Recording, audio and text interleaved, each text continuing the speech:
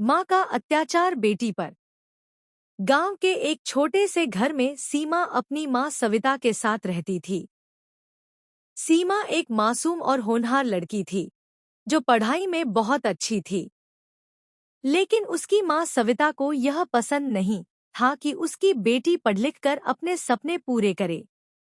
वह चाहती थी कि सीमा जल्दी से बड़ी हो जाए और घर के कामों में उसका हाथ बंटाए। कठोर बचपन। सीमा जब सिर्फ 8 साल की थी तभी उसके पिता का देहांत हो गया था।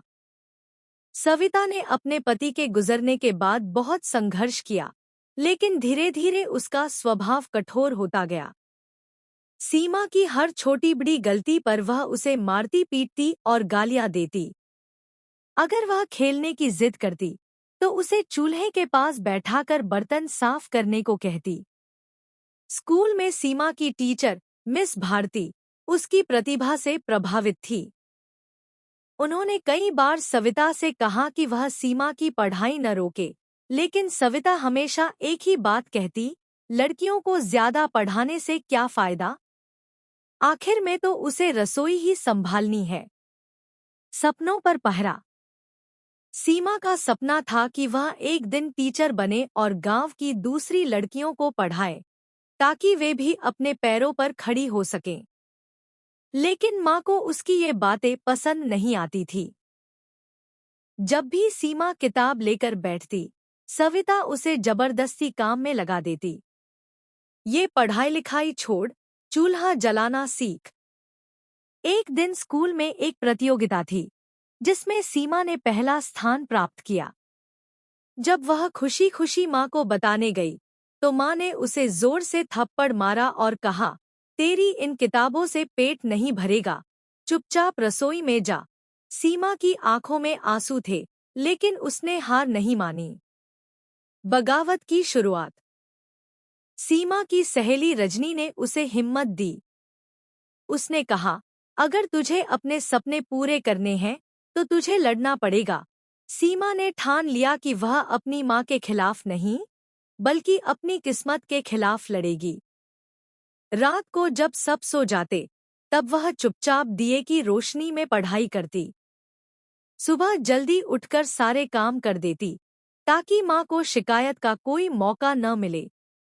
उसकी मेहनत रंग लाई और उसने 10वीं की परीक्षा अच्छे अंकों से पास कर ली। नई राह की ओर। मिस भारती ने सीमा की काबिलियत देखकर उसे एक छात्रवृत्ति दिलवाने में मदद की। सीमा अब शहर जाकर पढ़ाई कर सकती थी। जब सविता को यह पता चला तो उसने गुस्से में सीमा की सारी किताबें जला दी और कहा, अगर तू पढ़ने गई तो मेरा मरा मुंह देखेगी। सीमा के लिए यह बहुत कठिन समय था, लेकिन उसने अपनी माँ की बातों को अनसुना किया और अपने भविष्य की ओर बढ़ने का फैसला किया। सफलता की कहानी। कई साल बाद सीमा गांव लौटी, लेकिन इस बार एक शिक्षिका बनकर। अब वह सिर्फ अपनी नहीं, बल्कि गांव की हर लड़की की आवाज बन गई थी।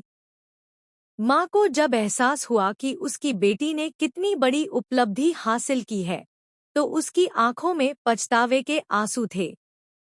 उसने सीमा को गले लगाकर कहा, मुझे माफ कर दे, बेटी।